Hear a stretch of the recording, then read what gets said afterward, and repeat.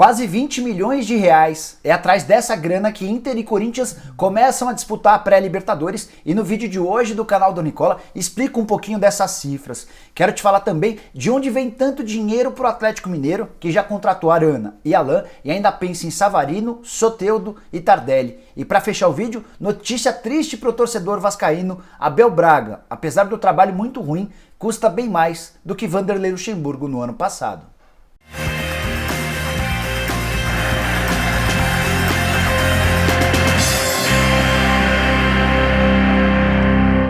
Fala aí pessoal, eu sou o Jorge Nicola, bem-vindo a mais um vídeo do meu canal e antes de começar a passar as informações, queria dar uma dica para quem gosta de futebol e tá a fim de ganhar uma grana com seus conhecimentos futebolísticos. É que o SPM 365, para mim o fantasy de futebol mais legal que existe, permite a você participar de vários campeonatos, os principais campeonatos do mundo e ainda faturar uma grana se você mandar bem nas escalações. Como é que funciona o SPM 365? Você escolhe um campeonato, que pode ser o italiano, o espanhol, o inglês, a Champions League, o Campeonato Brasileiro quando o Brasileirão começar. E a partir daí, a cada rodada, você monta um time com 11 atletas e vai pontuar de acordo com o que os caras fazem dentro de campo na vida real. Os melhores do SPM 365 vão acabar ganhando dinheiro. E para participar é super fácil, é só pegar na descrição desse vídeo o link, você vai lá, se cadastra, valida seus dados e automaticamente já ganha $10 para começar a brincar. Bora começar falando sobre o Atlético Mineiro, que tem ganhado os noticiários nos últimos dias, graças aos vários reforços já contratados e a expectativa de mais gente chegando. O Galo, por exemplo, tem entre seus reforços já confirmados Arana, lateral esquerdo, que era pretendido, por exemplo, pelo Palmeiras nessa janela de transferências e pelo Corinthians em várias outras janelas. O Galo também contratou o Alan, jogador que defendeu o Flu na temporada passada e pertencia ao Liverpool e era disputado por vários times no Brasil. E tem mais, o Galo ainda pretende anunciar nos próximos dias as compras do Soteldo, do Savarino e o acordo com Diego Tardelli. E aí a grande pergunta que vocês têm feito aqui nos comentários do YouTube é: de onde o Galo tem tirado tanto dinheiro para se reforçar, levando em consideração as enormes dificuldades financeiras pelas quais o Atlético passou nos últimos anos? Há até quem compare o atual momento do Atlético com o do Cruzeiro, que gastou muito nos últimos anos e acabou caindo para a Série B. Mas, ao que parece, são situações completamente diferentes. Primeiro porque o Atlético na temporada passada economizou bastante. Para essa temporada também, tanto que com a saída de alguns atletas foram mais de R$1,5 milhão economizados por mês na folha de pagamentos. E o Atlético ainda garantiu boas vendas nessa janela de transferências. Por exemplo, o Xará foi jogar nos Estados Unidos por algo na casa de R$27 milhões. Recentemente, o Galo vendeu o seu goleiro Clayton para o Red Bull Bragantino por R$23 milhões e um pouquinho antes já tinha vendido o Alejandro, centroavante, revelado nas categorias de base, também para o Red Bull Bragantino por R$10,7 milhões. Ou seja, a gente está falando de algo na casa dos R$60 milhões obtidos apenas com transferências. Além disso, além dessa grana, o Atlético também tem, para alguns reforços específicos, a ajuda do seu patrocinador, o Banco BMG, que está muito disposto a fazer com que o Atlético tenha um time muito forte, pensando em explorar daqui a algum tempo a inauguração do estádio do Atlético e o fomento que tudo isso vai causar com o torcedor do Galo. Tem também outra estratégia que ajuda a entender um pouquinho da capacidade do Galo para contratar. Quase todos os reforços que estão chegando terão pagamentos longos das parcelas da compra. Por exemplo, o Arana comprado junto ao Sevilha. O Atlético vai ter 2 anos para pagar os €3 milhões combinados. Há a expectativa de que se o Arana for bem, ele possa ser vendido nesse período. Já o Savarino, que está chegando da Major League Soccer, meio atacante venezuelano que tem muito cartaz por lá. Vai custar algo na casa dos $2 milhões e o Atlético vai ter 3 anos para fazer esse pagamento. A ideia é que em 1 ano esse cara se destaque e seja vendido para algum clube da Europa. Dessa maneira, antes mesmo de ter gasto todo o dinheiro com o time dos Estados Unidos, o Galo já terá recuperado o investimento e ainda terá feito um valor ainda maior. Se tudo isso vai dar certo ou não, só o tempo vai dizer. De qualquer maneira, se eu fosse torcedor atleticano, estaria bem satisfeito com os movimentos do Galo nesse início de 2020.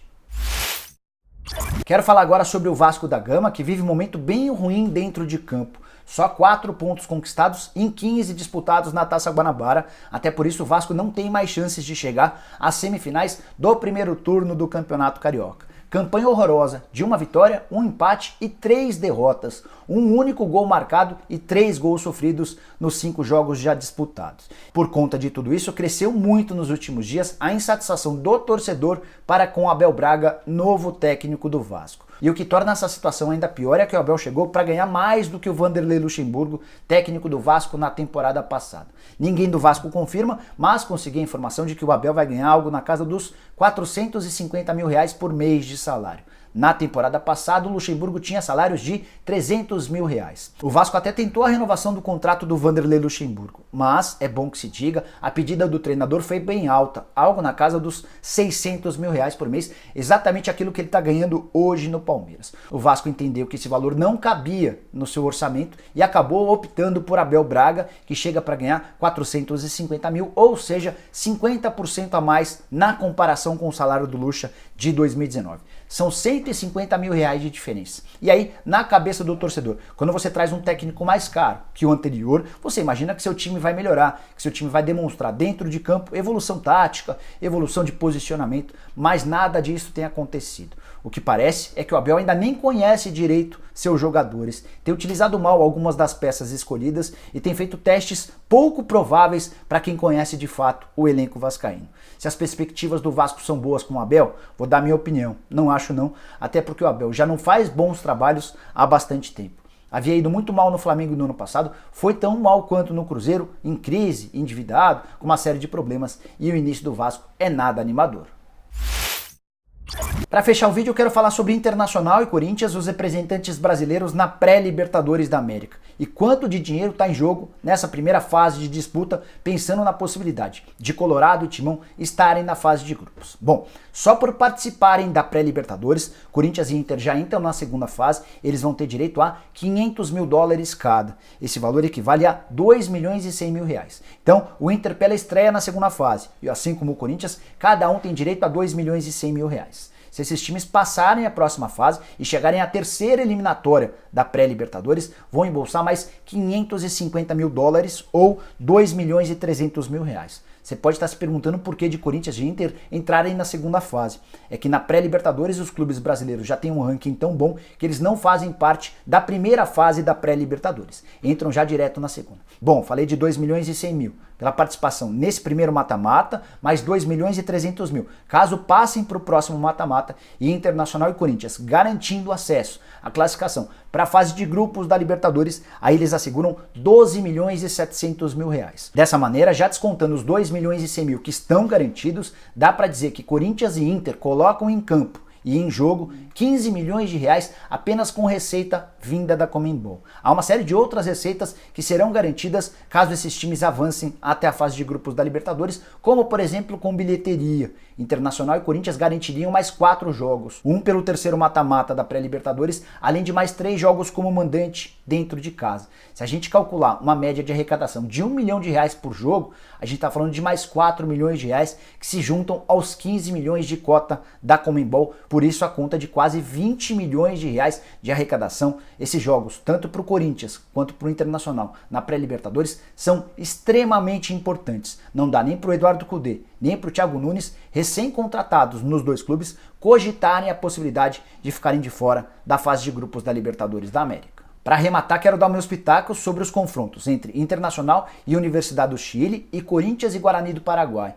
Para mim, o Corinthians é bem favorito contra o Guarani, que embora tenha passado pela primeira fase de pré-Libertadores com folga, hoje é um time pior do que aquele Guarani que já eliminou o Corinthians. Então vejo o Corinthians favorito. O mesmo vale para o Internacional, mas o favoritismo para mim é um pouco menor. A Universidade mais tradicional que o Guarani, com um time melhor na comparação com o Guarani. Então vejo os dois brasileiros classificados, mas o Inter com um pouquinho mais de dificuldades. E queria que você deixasse o seu palpite para as duas classificações dos brasileiros. Eles passam? Algum deles fica no caminho? Use o espaço para comentários para deixar sua opinião.